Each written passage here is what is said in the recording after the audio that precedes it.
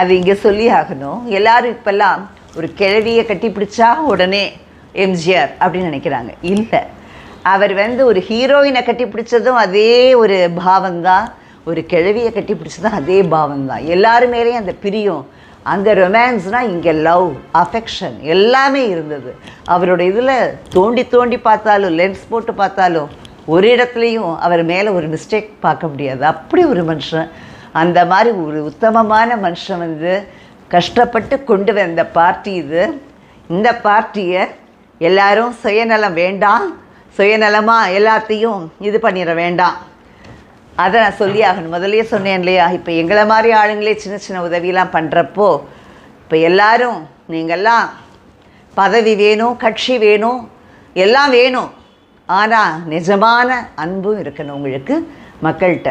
இந்த மாதிரி ஒரு அப்போசிஷன் பார்ட்டியாக இருக்கிறப்பவாது